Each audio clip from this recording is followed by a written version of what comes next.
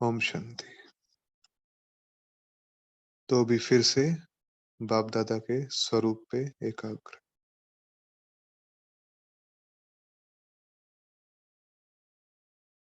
मुरलीधर के संग बैठे हैं हम।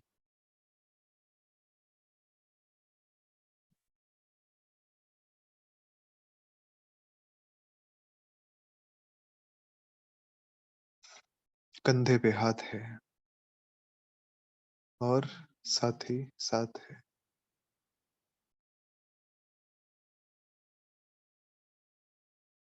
मिला भी है लेकिन जन्म जन्म का साथ है, सदियों का साथ है, हर कल्प का साथ है। तो इस साथ की महसूसता में फिर से सुनहरी लाल प्रकाश और लाल किरणें सारे ब्रह्मांड में हर आत्मा तक पहुंचाते हुए, फैलाते हुए, उनमें बल भरते हुए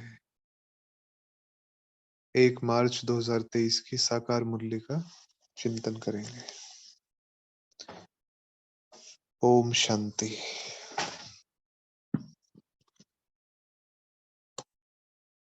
तो बेहद ड्रामा के आदि मध्य अंत को समझना है। कैसे पास्ट में क्या था, कैसे प्रेजेंट में क्या है और फ्यूचर में क्या होगा, अभी क्या है, आगे क्या होगा और इससे पहले क्या था। तो आदि मध्य अंत को जानना है। जानेंगे कैसे? विचार सागर मंथन के द्वारा। विचार सागर मंथन से क्या प्राप्ति होगी? समझ बढ़ेगी, क्योंकि ज्ञान ही समझ है। बुद्धि का बल बढ़ेगा। क्या है इस ज्ञान में? क्या मिलता है इससे? है किसका ये? और जो दे रहा है वो कौन है? पतित पावन। पतित पावन क्यों है? क्या करता है ऐसा? किस समय पे करता है? किन के द्वारा कराता है? ये जो यहाँ पे यादगार बनी है शिव जयंती की, क्यों बनी है? वो आके अपना परिचय देता है।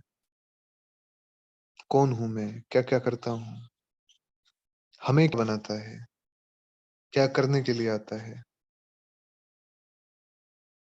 जो अभी तक सुनते आए थे उसमें और इसमें फर्क क्या है?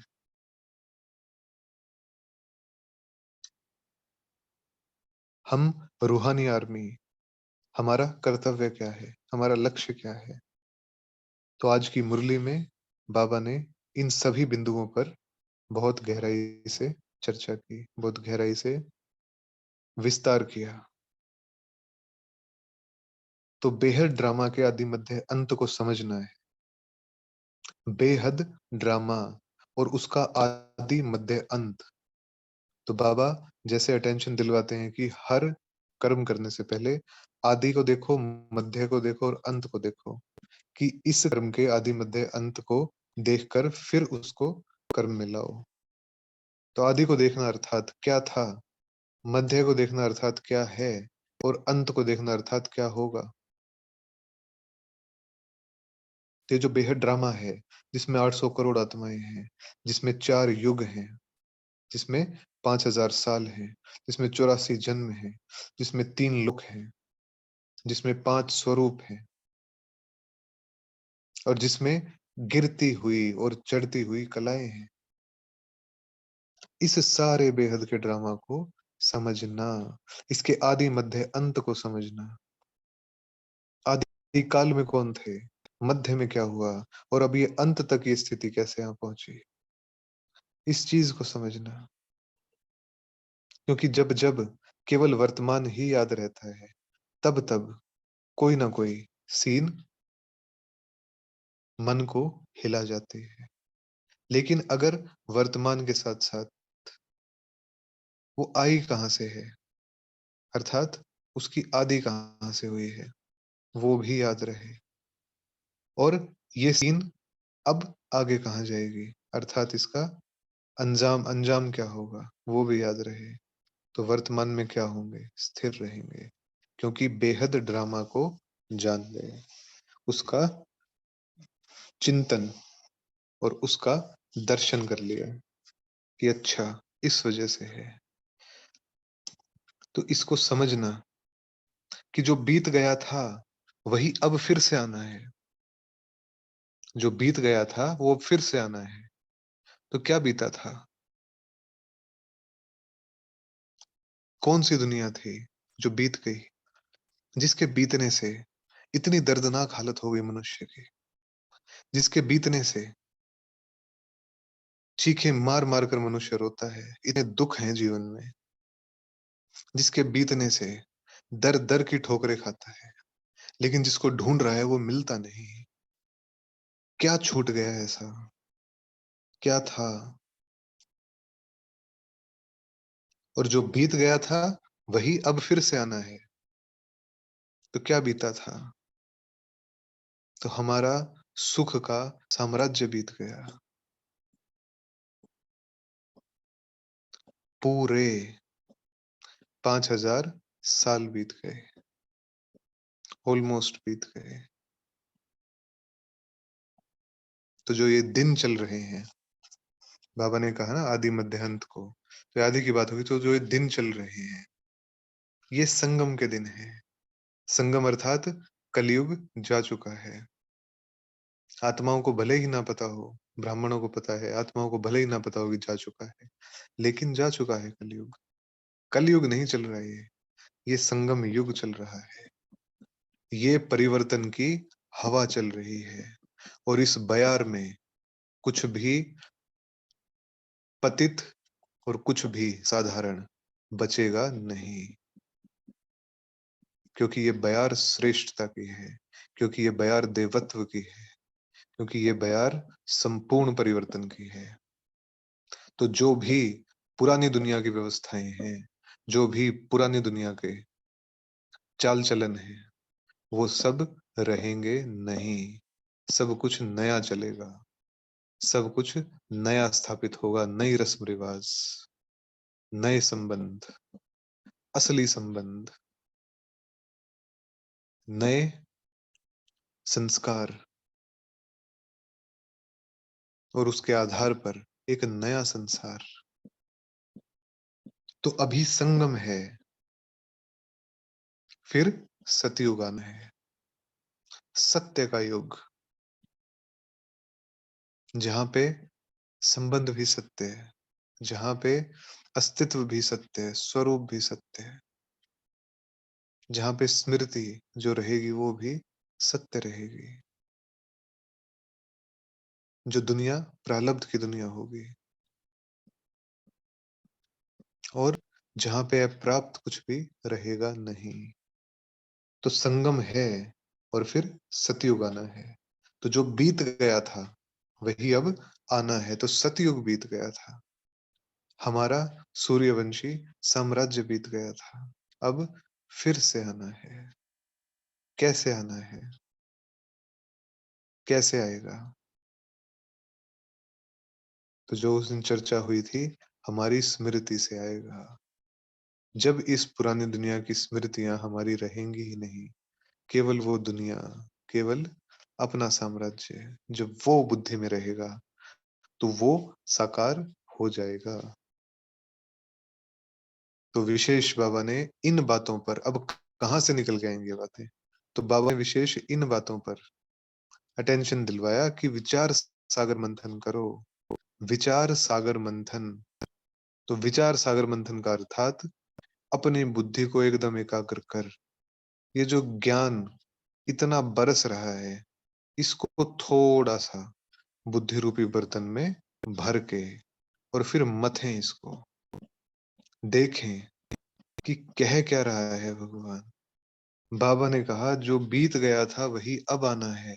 अब इस पे विचार सागर मंथन करें हम, इस एक लाइन पे। जो बीत गया था, क्या क्या बीत गया? तो देखा जाए तो संपूर्ण दुनिया भी बीत गई, त्रेता भी बीत गया, फिर रावण का राज्य शुरू हुआ, तो रावण का राज्य भी बीत गया, क्योंकि हम ब्राह्मण बन गए, वो भी बीत गया। तो जो बीत गया था वो फिर से आना है, अर्थात अब इस जन्म के बाद जो अगला जन्म होगा, वो सूर्यवंशी साम्राज्य में होगा। तो ये हम सभी गहराई से ध्यान रखें।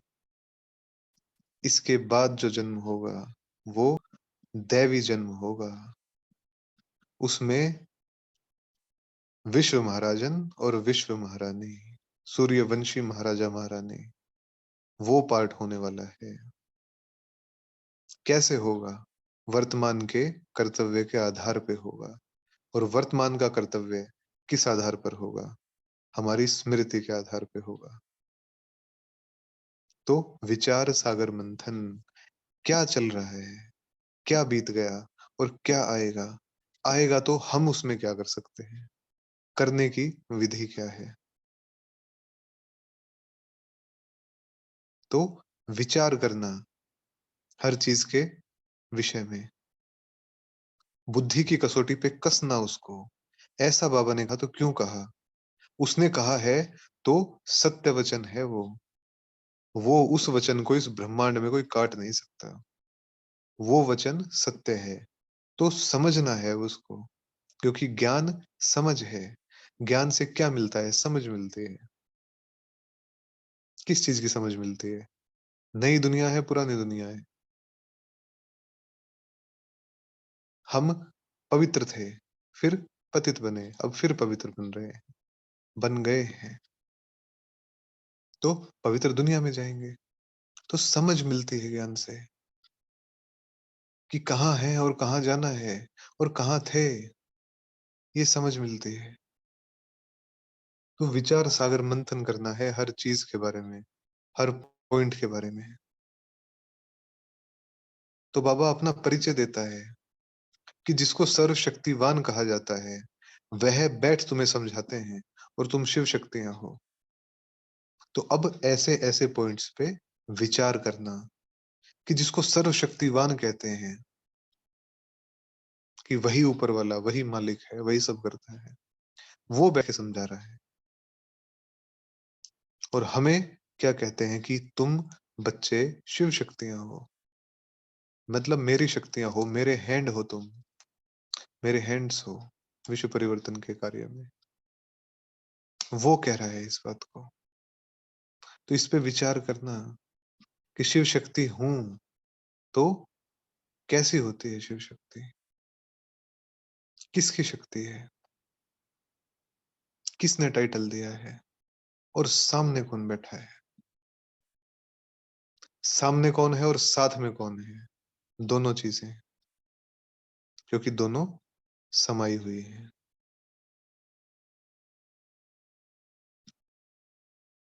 तो इस पूरी धरा पर पतितों को जो पावन बना दे, मनुष्य तो दूसरे मनुष्य को पावन बना नहीं सकता। तो बाबा अपना परिचय दे रहे हैं कि मेरा नाम शिव है, मैं 84 जन्मों में नहीं आता, जन्म मरण के चक्र में। तुम्हारे हर जन्म में नाम बदलते हैं, मेरा एक ही नाम शिव है, सदा शिव। तुम्हारा हर जन्म में नाम बदलता है, तो महिमा एक बाप की है बस, और किसी की भी नहीं। क्योंकि ब्रह्मा को भी शिव बाबा ही रचते हैं। तो बाबा ने आज कहा कि चाहे आए किसी के भी तन में, आएगा नहीं, ब्रह्मा के ही तन में आएगा, लेकिन कह रहा है कि किसी के भी तन में आए उसका ही नाम ब्रह्मा होगा। तो ब्रह्मा तो एक ही होता है, क्योंकि शिव भी एक ही है। न ब्रह्मा अनेक, न शिव अनेक, सब एक। तो आना उसको ब्रह्मा तन में ही है।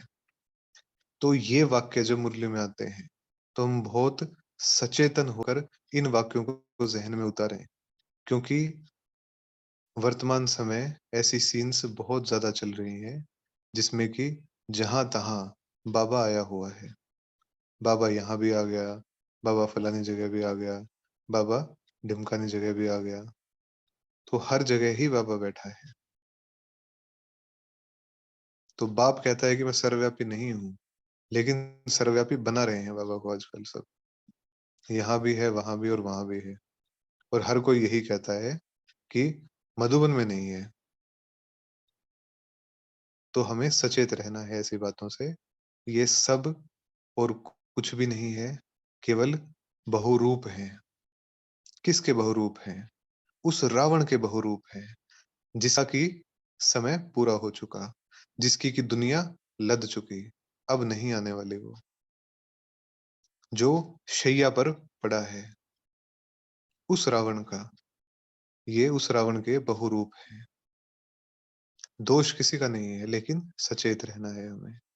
तो मुरली में ही बाबा हमेशा कहता है कि मैं आऊं और तुम्हें ज्ञान सुनाऊं, तो तन का तो आधार लेना पड़ेगा ना। और तन का आधार भी मुकर्रर है कि ब्रह्मा के ही तन में आकर उसको रचता हूं सबसे पहले, और फिर उसके मुख से तुम ब्राह्मणों को रचता हूं। तो वो भगवान है, उसे कहीं आने जाने की जरूरत नहीं है, ना उसे संकल्प करने की जरूरत है। अगर उसकी ऊर्जा एक सेकंड के लिए भी कहीं केंद्रित हो जाए, तो उस स्थान की सूरत, सीरत, कायाकल्प सब कुछ पलट सकते हैं सेकंड में ही। सर्वोच्च सत्ता है वो, उसे कहीं आने की जरूरत नहीं है। वो तो पार्ट बजाने के लिए आता है, लेकिन इधर भी उधर भी इधर भी इन बातों के फेरे में हमें कभी नहीं आना। तो हम सचेत रहें ऐसी बातों से। सामने भी आए, साक्षी होके सुने, रहम का भाव रखें, लेकिन स्पष्ट रहें अपनी बुद्धि में कि बाप की पधरामणि ब्रह्मा तन में होती है, और ब्रह्मा तन में, जहां पे ब्रह्मा ने साकार कर्म भूमि पाठ बजाया मधुबन, वहां पे ही अवतरण होता है भगवान का। बस हम ध्यान में रखें इस बात को, क्योंकि बाबा ही बार बार अंडरलाइन कराता है ये चीज, कि वो बेहद का मालिक है, और खुद ही आकर समझाता है।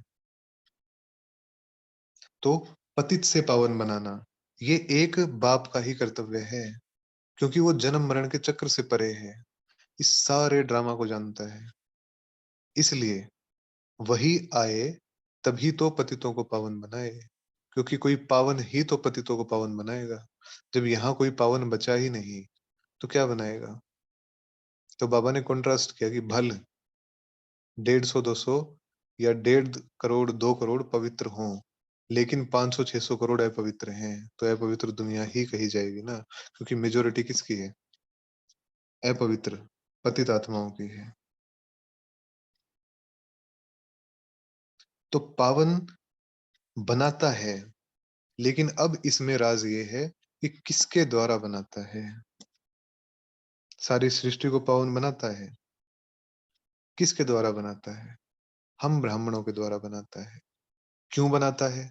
वो तो भगवान है, उसको हमारी जरूरत ही नहीं है। क्यों जरूरत पड़ी उसको? क्योंकि हम ही पावन दुनिया के मालिक बनते हैं। जो दुनिया वो स्थापन करने आता है, उस दुनिया के मालिक हम बनते हैं, वो नहीं बनता।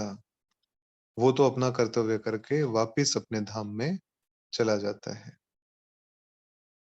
फिर उसी पावन दुनिया में आके हम राज्य करते हैं, हम मालिक बनते हैं। तो वो ये कर्म भी अपने लिए नहीं करने आता, ये कर्म भी हमारे लिए ही वो करता है। तो ऐसे ही हमें भी अपने कर्म करने हैं, बिल्कुल उस जैसे। अपने लिए तो कुछ करना ही नहीं। जो कुछ भी करना, विश्व अर्थ ड्रामा के गुह्य राज को समझते हुए,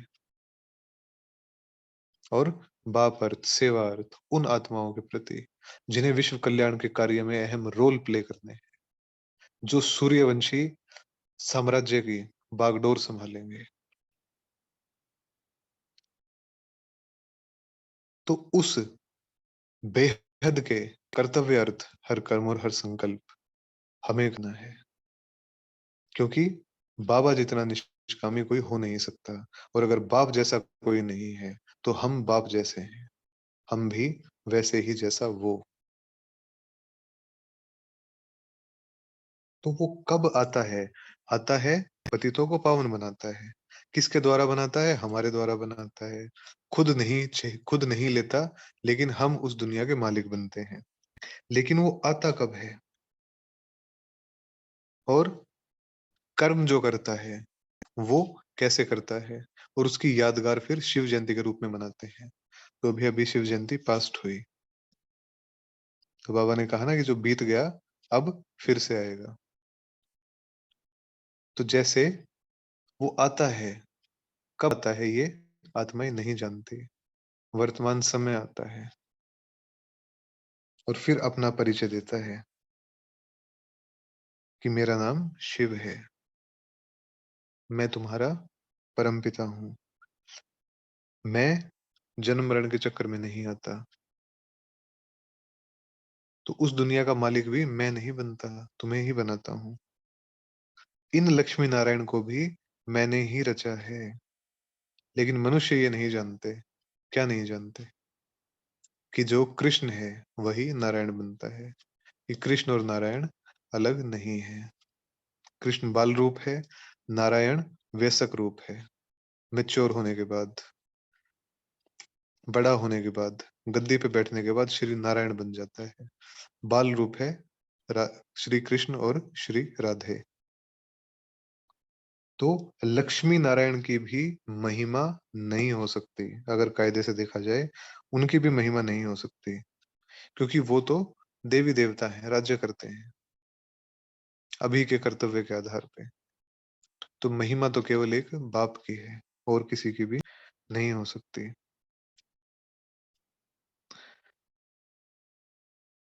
क्योंकि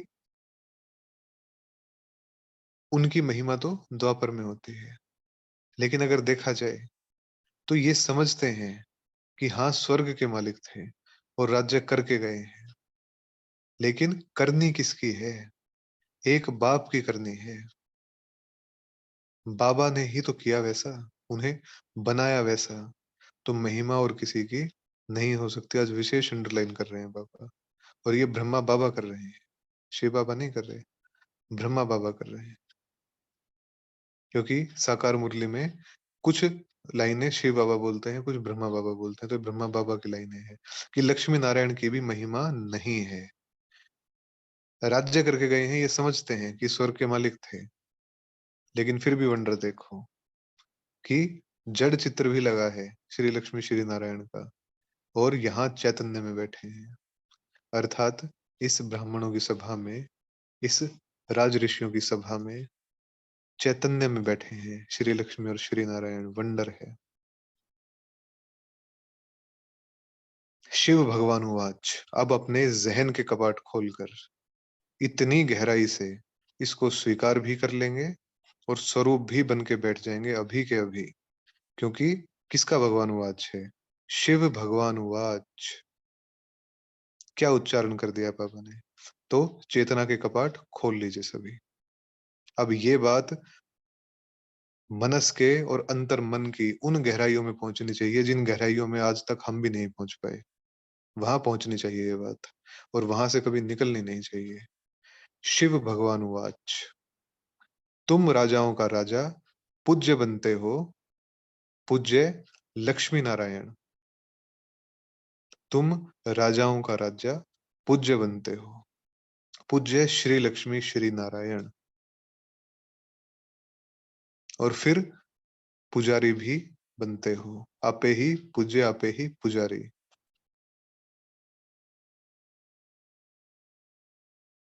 तो मनुष्य ये नहीं जानते कि परमात्मा आके क्या से क्या बनाता है। तो बाबा ने कहा कि भल ब्रह्म योगी हो, तत्व योगी हो, लेकिन विकर्म तो विनाश नहीं हो सकते। और मेन बात है, मुख्य बात है विकर्म विनाश की। तो आप किसी को कोर्स कराएं या कहीं भी जाएं और कोई आपसे पूछे कि क्या विशेष बात है इसमें जो और कहीं भी नहीं है, तो हम सिद्ध करके बता सकते हैं कि चाहे कोई कितना भी बड़ा योगी हो, लेकिन विकर्म विनाश हो, वो कोई है नहीं। क्योंकि ब्रह्म तत्व से योग लगाते हैं। तत्व जो चेतन है ही नहीं, वो कैसे विकर्म विनाश करेगा? लेकिन बाप के स्वरूप पे बुद्धि लगाने से, जो तत्व के अंदर रहता है, उससे बुद्धि लगाने से फिर क्या होगा? विकर्म विनाश होंगे। जितनी एकाग्रता, उतने ही पाप भस्म, उतना ही लाइटनेस, उतना ही देवत्व, उतना ही सूक्ष्म शरीर चमकदार, उतना ही लाइट का आकार स्पष्ट, उतनी ही मस्तक पे चमक, जितना जितना हल्कापन। तो बाबा ने गीता पर मदार बताया आज कि श्री कृष्ण ऐसे नहीं कहेंगे कि मुझे याद करो तो तुम्हारे विकर्म विनाश होंगे, क्योंकि श्री कृष्ण तो वैकुंठ का मालिक बनता है और विकर्म विनाश करना ये तो एक बाप का ही कर्तव्य है, उसकी याद से ही हो सकता है। तो परम अर्थात सुप्रीम ऊंचते ऊंच, तो जिसका ड्रामा में पार्ट है उनमें ही प्रवेश करते हैं और उनका नाम ब्रह्मा रखते हैं। ब्रह्मा नाम कभी बदल नहीं सकता, ब्रह्मा द्वारा ही स्थापना करते हैं। तो अंडरलाइन कर लेंगे इन चीजों को, क्योंकि ऐसी बहुत सारी बातें हमारे सामने आएंगी, आ भी रही होंगी और आएंगी, तो हमें बहुत स्पष्ट रहना है मुरली के आधार से। हमें किसी की कही हुई बात सुननी ही नहीं, हमें तो ये देखना है कि बाबा ने मुरली में क्या कहा। बस मुरली में जो बाबा ने कहा वो सत्य है। कोई मनुष्य बोल रहा है चाहे उसमें हम भी हैं, कुछ भी सत्य नहीं, केवल मुरली, क्योंकि मुरली डायरेक्ट बाबा से हम सुनते हैं। तो बुद्धि बहुत क्लियर। तो तुम राजाओं का राजा बनेंगे, फिर लक्ष्मी नारायण पाठ पूरा कर पुजारी बनेंगे। आपे ही पूज्य आपे ही पुजारी। तो बाबा ने बहुत गहराई से विचार सागर मंथन पे आज बाबा ने विशेष कर कहा कि जब अपने से हम बातें करेंगे, विचार सागर मंथन करेंगे, तो मंथन करने से परफेक्ट बनेंगे। परफेक्ट अर्थात कि गहराई में जाएंगे चीजों की, और गहराई में जाएंगे तो गहराई से धारण होगी चीजें, और धारण होने से स्वरूप में बनेंगी। तो हम कौन? Salvation army. और सेल्वेशन आर्मी किन को कहा जाता है? बहुत बहुत सुंदर बात। सेल्वेशन आर्मी किसको कहा जाता है? जरा आ जाएं अपने आर्मी वाले ताव में आ जाएं, उस तेवर में आ जाएं।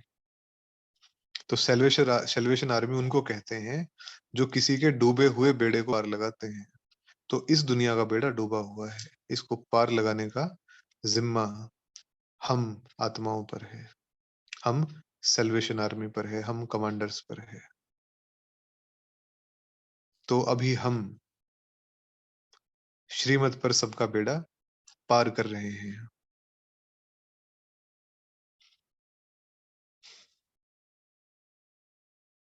तो बहुत गहराई से फिर से बाबा ने रिवाइज कराया कि जो पास्ट हो गया वह फिर से आएगा। तो हम जो प्रैक्टिकल वर्षा ले रहे हैं अब, पास्ट सो प्रेजेंट, फिर पास्ट हो जाएगा। तो ये चक्र ऐसे ही फिरता रहता है। तो कलयुग भी पास्ट हो फिर सतयुग आएगा। जब वर्तमान में चल रहा है ये पास्ट हो, फिर सतयुग आएगा। तो बाबा ने इसमें और भी स्पष्ट किया कि आत्माएं संगम पे पाठ बजाकर चली जाती हैं, तो ज्ञान के संस्कार साथ ले जाती हैं। तो आत्मा में है ज्ञान के संस्कार, जो आत्मा में ही रहते हुए गुम नहीं होते, तो जरूर कहीं जाकर अच्छी सर्विस करेंगे। जो आत्माएं ज्ञान में होती हैं और शरीर छोड़ देती हैं तो संस्कार साथ ले जाते हैं। तो बाबा कहते हैं उनका इतना ही पार्ट था, फिर कुछ ना कुछ ज्ञान लेने के लिए आ जाएं, वारिस तो बन गए ना। तो किसी के साथ हिसाब किताब रहा होगा, जो चुक तो करना होगा, वह खलास करने गए हैं। लेकिन आत्मा में ज्ञान के संस्कार है, वे गुम नहीं हो सकते। तो कहीं अच्छी जगह सर्विस करते होंगे, कर रहे होंगे, क्योंकि नॉलेज के संस्कार ले गए ना, तो कुछ ना कुछ सर्विस ही करेंगे। लेकिन ऐसा नहीं कि सब जाते रहेंगे, सबका पार्ट नहीं होता, लेकिन इन एडवांस जाने का पार्ट अनेकों आत्माओं का चलता है। तो अंत में बाबा ने फिर से याद कराया, हम विश्व के मालिक बनेंगे, फिर इस चक्र में आएँगे। तो इसको स्व के दर्शन का चक्र कहा जाता है। स्व के दर्शन का चक्र कहा जाता है कि अभी-अभी संगम पर हैं और इसके बाद सतयुग में होंगे। तो हमारे अंदर ये चलते रहना चाहिए। हम विश्व के मालिक बनेंगे। हम चक्रवर्ती, महाराजा, महारानी बनेंगे। हम विश्व के मालिक बनेंगे। हम बार-बार मुख से बोलें हम इसको। अकेले में, एकांत में मुख से बोलें कि हम विश्व के मालिक बनेंगे।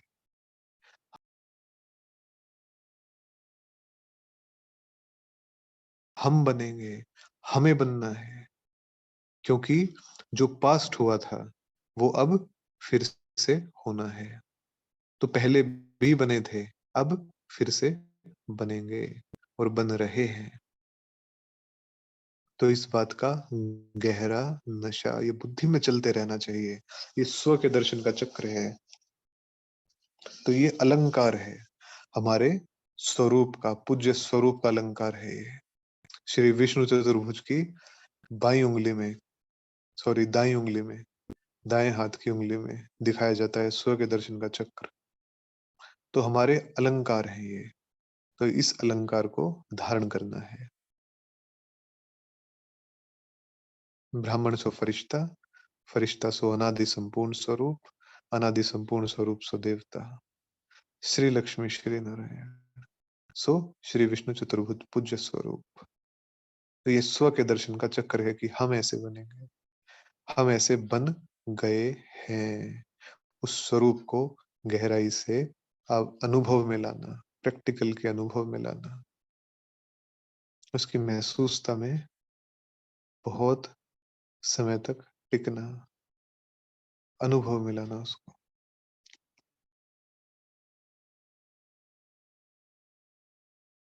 तो अभी सारी सेल्वेशन आर्मी बाप दादा के सम्मुख वरदान लेने के लिए तैयार हो जाए। आ जाएंगे सभी अटेंशन में।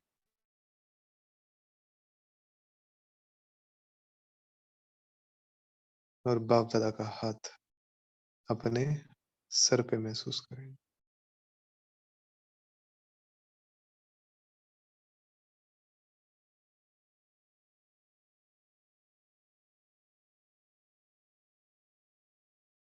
बाबा को बोलता हुआ अनुभव करेंगे, जैसे बाबा ही बोल रहे हैं, वरदान दे रहे हैं।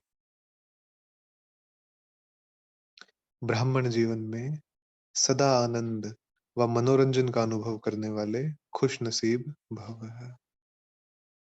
खुश नसीब बच्चे सदा खुशी के झूले में झूलते ब्राह्मण जीवन में आनंद व मनोरंजन का अनुभव करते हैं। यह खुशी का झूला सदा एक रस तब रहेगा जब याद और सेवा की दोनों रस्सियां टाइट हों। एक भी रस्सी ढीली होगी तो झूला हिलेगा और झूलने वाला गिरेगा।